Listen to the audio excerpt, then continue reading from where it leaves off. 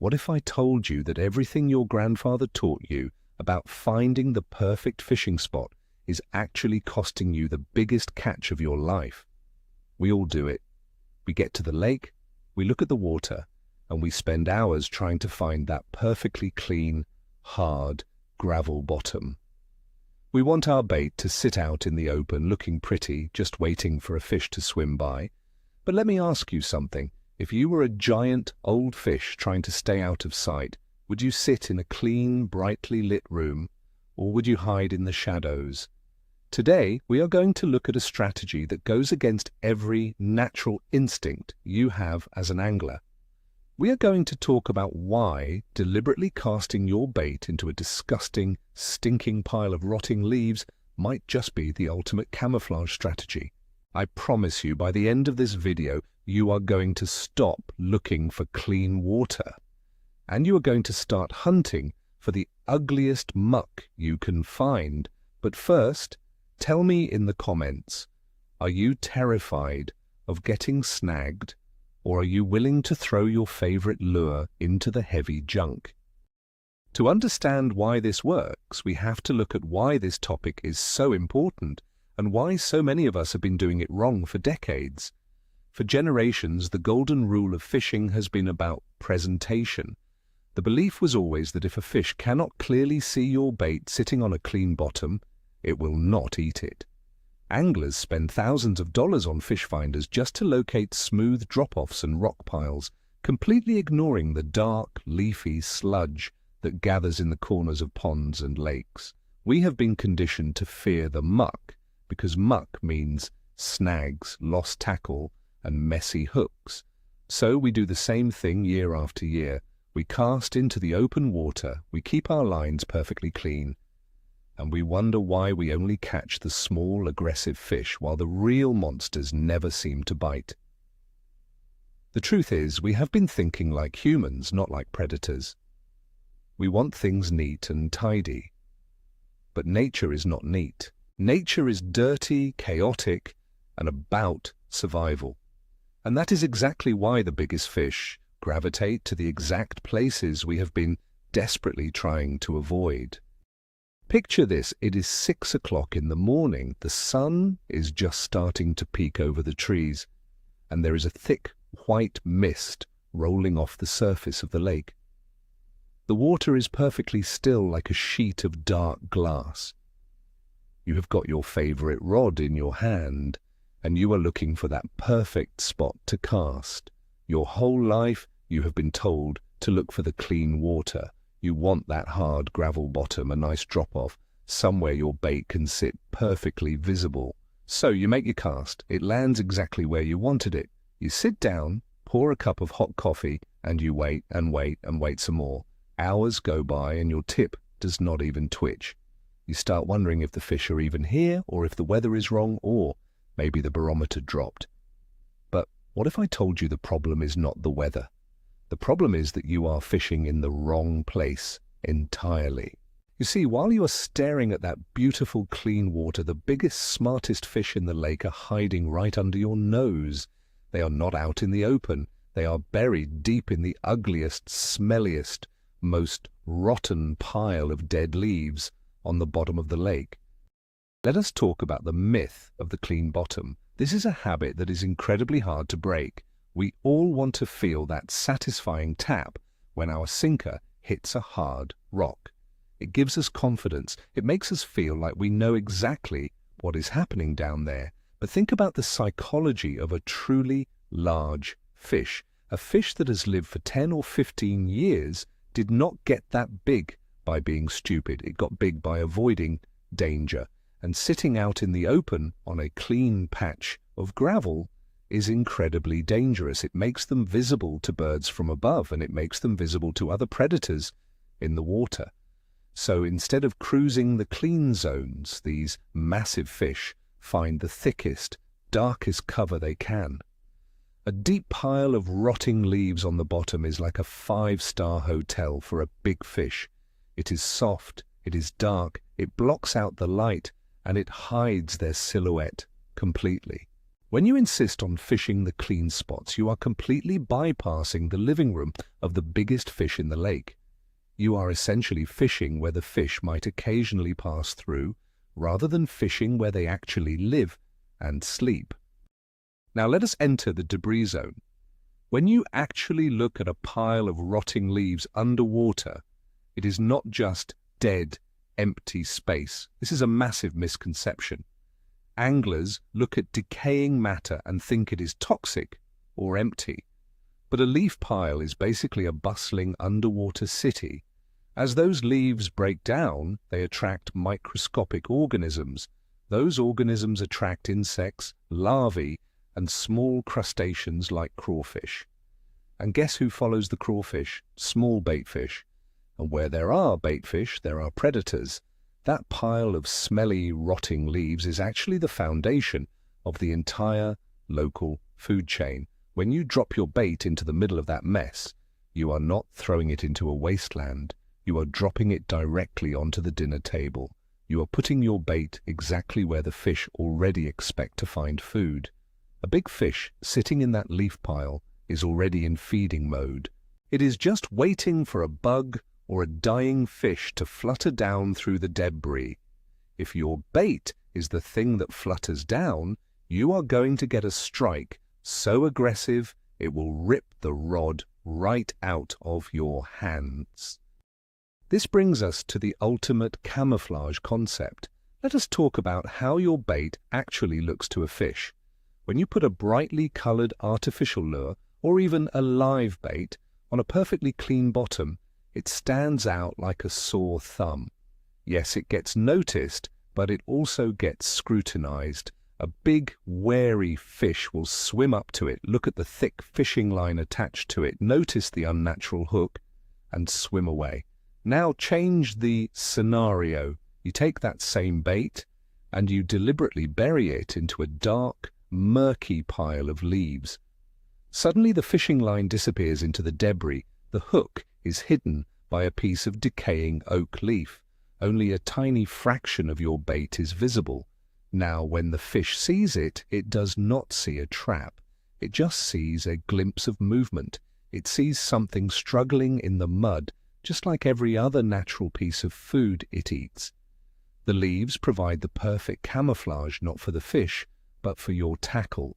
By hiding the mechanical parts of your rig in the trash, you remove the very things that cause a big fish to get suspicious. You are using the environment to mask your trap. Visualizing the drop is a critical part of this technique. When you make that cast into the leafy zone, you cannot just let it smash into the water and crash to the bottom. You have to imagine what a dying insect looks like when it falls from a tree. It does not plunge like a cannonball. It drifts. It flutters. When your bait hits the water, you need to feather the line. Let it sink slowly. As it approaches that pile of rotting leaves, you want it to gently settle on the very top layer. If you use too much weight, your bait will punch right through the leaves and bury itself deep in the suffocating mud underneath where nothing can see it. You want to use just enough weight to get it down, allowing it to rest softly on the decaying matter. Imagine sitting on the bank, watching your lines slowly peel off the spool. You feel the soft, mushy landing. It does not feel like a rock. It feels like setting a feather on a pillow. That is exactly what you want.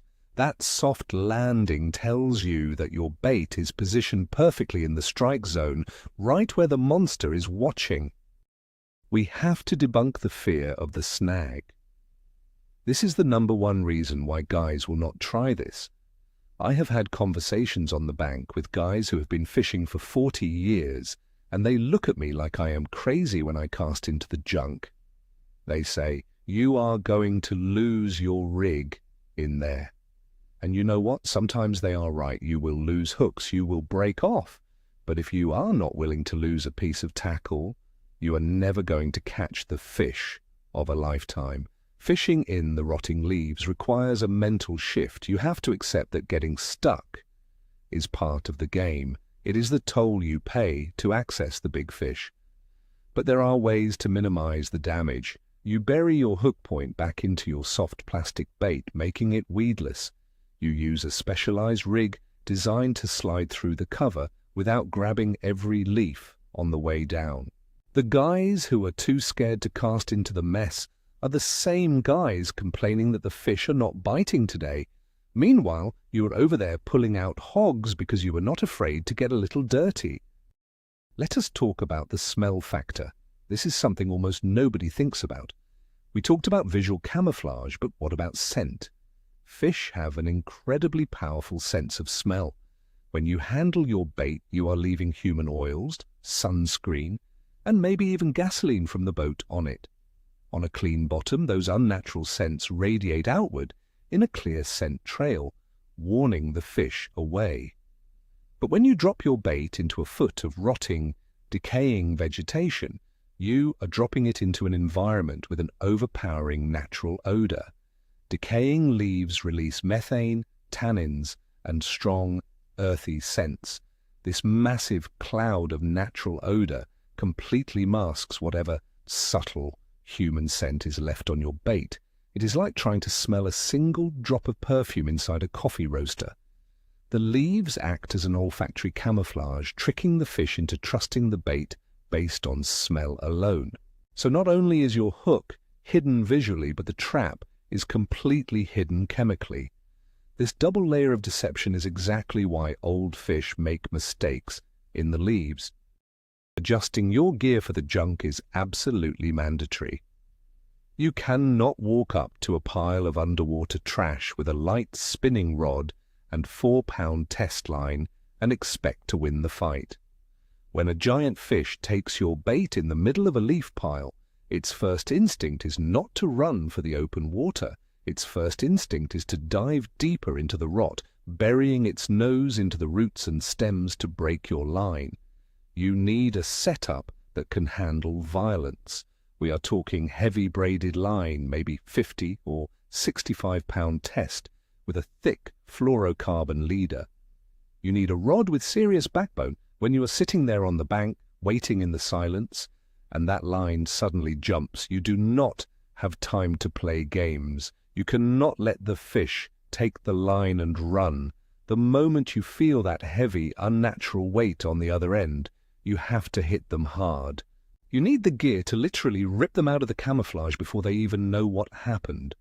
Finesse has no place when you are fishing in the basement of the lake. Reading the water to find the right leaves is an art form. Not all sludge is created equal.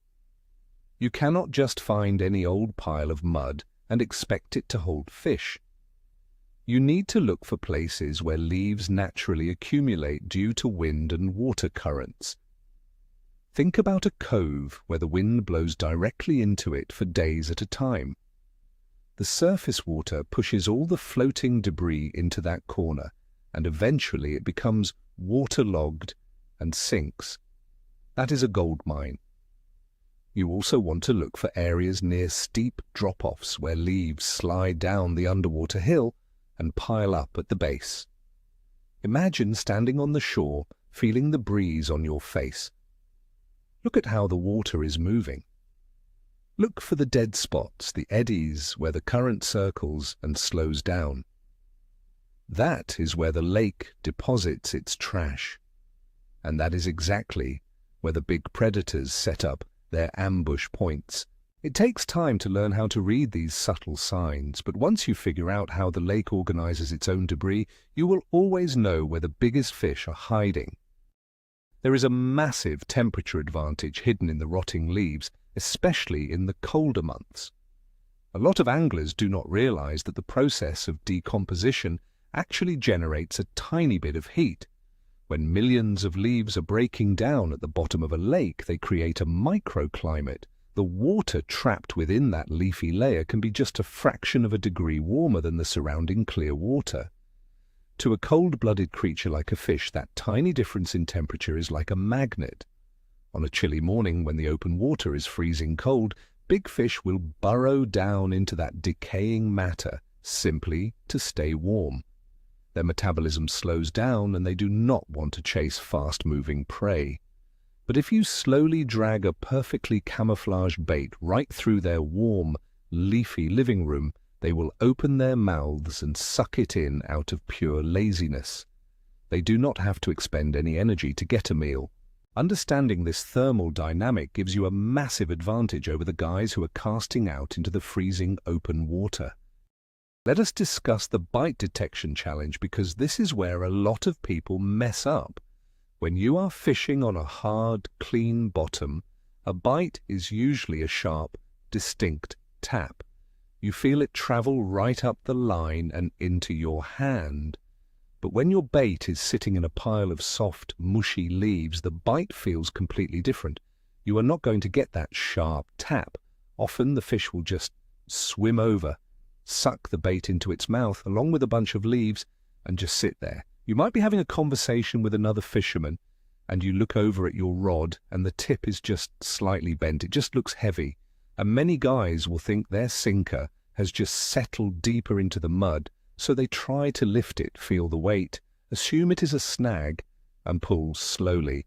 And that is when the fish spits it out. You have to train your brain to recognize the heavy feeling. When you are in the leaves, weight equals fish. If your line suddenly feels like you hooked a wet towel, you do not wait. You drop your rod tip, reel up the slack, and you swing for the fences. Choosing the right baits for the rot is another crucial step. If you throw something heavy and compact, it is going to sink like a stone and disappear into the black mud. You want baits that have a large surface area so they can glide and rest on top of the leaves. Creature baits, big plastic worms with ribbon tails, or jigs with bulky trailers are perfect. As for color, this is where we break another rule. A lot of guys think you need bright, obnoxious colors to be seen in the dark water. But remember, we are going for the ultimate camouflage. We want the fish to think our bait is a natural part of the environment. Dark colors rule the leaf piles: black, blue, dark brown, and green pumpkin. You want your bait to look like a shadow moving through the debris. You want it to look like a dark crawfish scurrying for cover. By matching the color of the rotting leaves, you force the fish to rely on the movement and the water displacement to find the bait. And when they finally zero in on it, it looks so natural that they do not hesitate to strike. Overcoming the mental barrier is perhaps the hardest part of this entire strategy. As anglers, we like things to feel smooth. We like the sound of our line peeling off the reel. We like a clean retrieve, and we hate pulling up a massive ball of stinking weeds. It literally feels wrong to cast into the trash, but your brain is telling you that you are making a mistake. You have to actively fight that instinct. I remember the first time I fully committed to this strategy. I was fishing a small pond, and there was a corner entirely choked with dead lily pads and rotting oak leaves. It smelled awful. Every fiber of my being wanted to cast to the open water in the middle, but I forced myself to flip my jig right into the thickest, blackest part of the mess. The bait did not even make a splash. It just squished into the sludge. 10 seconds later, the water erupted, and I pulled out a 7-pound giant. That was the moment my brain rewired itself. You have to experience that shock once, and you will never look at clean water the same way again. The conversation on the bank is always entertaining when you fish this way. You will get looks. Other guys will walk by, see where you are casting, and they will literally laugh. They will tell you there is no oxygen in that rotting water. They will tell you that the fish hate the smell of the methane. They will give you 100 reasons why you are wasting your time. Just nod, smile, and keep pitching your bait into the dirt. Let them throw their expensive lures into the barren, empty swimming pools they call clean water. Fishing is deeply psychological, not just for the fish, but for the fisherman.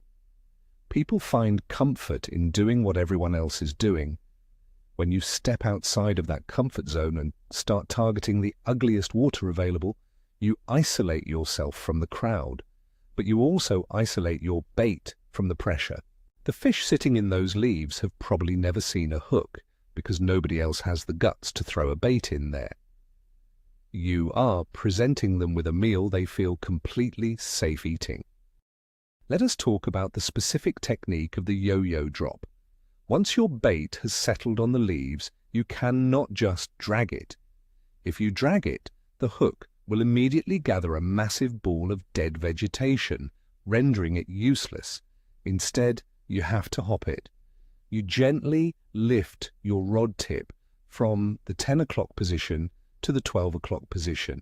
You are just popping the bait up about 6 inches off the leaves, and then you let it fall right back down on a slack line. This mimics a crawfish or an insect that got spooked, jumped up, and tried to bury itself again. It kicks up a tiny little cloud of dark silt, which is a massive visual trigger for a predator. You make a hop, you let it sit for 10 seconds, and you watch your line. Most of the strikes will happen on the fall. The fish sees the movement, tracks the bait as it drops back into the leaves, and inhales it just as it touches down. It is a slow, meticulous way of fishing, but it is deadly effective in the heavy cover. We need to address the hook set in heavy cover because it is violent. If you are used to finesse fishing, you might be used to a gentle, sweeping motion to set the hook. Do not do that here. When you are buried in the leaves, there is a very good chance your line is draped over a sunken branch or wrapped around a thick weed stalk. When you feel that heavy bite, you have to take up all the slack in a fraction of a second, and you have to snap the rod back with serious force. You are not just trying to pierce the fish's lip, you are trying to drive a thick wire hook through the plastic bait, through whatever leaf might be covering it, and into the bony jaw of a monster fish, all while overcoming the drag of the debris on your line. It is a full body motion. If you do not cross their eyes on the hook set, they will wrap you around a root and break you off before you even realize how big they are. You have to take control of the fight in the first 2 seconds. Think about the seasonality of this pattern. While throwing into rotting leaves is effective all year round, there are certain times when it becomes the absolute holy grail of fishing. In the late fall, as the water temperatures begin to drop rapidly, the weeds die off and sink to the bottom. This fresh layer of decaying matter becomes a massive feeding ground. The fish know that winter is coming and they need to bulk up. They will cruise these freshly formed leaf piles looking for dying frogs, sluggish crawfish, and anything else that is trying to hide in the muck. During this time, the clean gravel spots become absolute ghost towns. If you are still fishing the hard bottom in November, you are completely missing the migration of the fish into the cover. You have to follow the food, and the food follows the decay. Adjusting your strategy to match the seasonal shifts of the organic matter is what separates the guys who catch fish occasionally from the guys who catch fish consistently. There is also the element of stealth. When you approach a clean bank, any vibration from your footsteps, any shadow you cast, is instantly transmitted into the clear water. Fish on a clean bottom are on high alert. But when you are fishing over a massive bed of rotting leaves, the environment absorbs your mistakes. The thick sludge dampens the vibrations of you walking on the bank or dropping something in your boat. The dark, stained water created by the tannins in the leaves hides your shadow. The environment is so chaotic and murky that the fish lower their guard. They feel invincible in their dark fortress.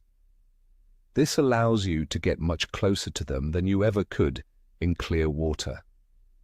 You can literally drop your bait straight down vertically into a leaf pile right off the front of your boat, and the fish will not even know you are there. The rotting leaves provide a buffer that forgives clumsy angling, allowing you to present your bait at point-blank range without spooking the giant. Let us talk about the sound of the silence. When you finally commit to fishing the junk, you will notice how quiet it is. You are not constantly casting and reeling. You are not running a loud buzzbait across the surface. You pitch your bait into the rot and you sit. You listen to the wind in the trees, you watch the water bugs skittering across the surface.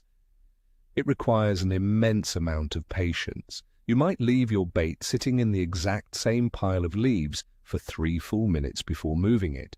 This drives impatient anglers crazy. They want action, they want to cover water, but big fish do not care about your schedule. They will stare at a bait for a long time before deciding to eat it. When you leave it in the camouflage of the leaves, it builds tension. The fish knows something is there. It is waiting for it to make a mistake. When you finally give it that tiny hop, the fish simply cannot resist the instinct to kill it. The silence is part of the trap. The ultimate payoff is a feeling that you cannot get anywhere else in fishing. Imagine the scene. You have been staring at your line for 20 minutes. The guys next to you on the clean bank have not had a bite all morning. Suddenly your line twitches. It slowly starts moving sideways through the water, cutting through the floating scum. You reel down, feel the immense weight, and you set the hook with everything you have got.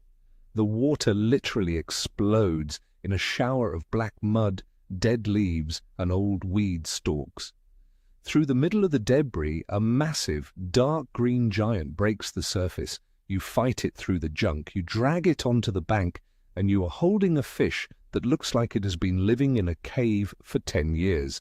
It is dark, it is heavy, and it is a true trophy. You look back at the water, and you realize that nobody else could have caught that fish, because everybody else was too afraid to throw their bait into the garbage. That is the moment you truly understand the power of the camouflage. So, let us recap what we have learned today. We have completely shattered the old grandfather rule that says you have to fish in clean water. We have discovered that casting your bait directly into a pile of smelly, rotting leaves is not a mistake. It is the ultimate camouflage strategy. By hiding your tackle in the natural debris, you eliminate the visual and chemical cues that warn big fish of danger. You are putting your bait exactly where the food chain begins, taking advantage of the natural warmth and the false sense of security that the heavy cover provides. The most unexpected turning point here is realizing that the very places you have spent your whole life trying to avoid are actually the living rooms of the biggest monsters in the lake. Once you accept that you might lose a few hooks and you train your brain to embrace the ugly water, your entire approach to fishing will change forever. You will stop looking for the pretty spots and start hunting for the nasty ones. I want to thank you guys so much for watching and being willing to look at fishing from a different angle. If this video changed the way you think about cover, hit that subscribe button right now, leave a big like on the video, and do not forget to drop a comment below. I want to know, are you going to throw your bait into the rotting leaves on your next trip? Or are you still going to play it safe in the clean water?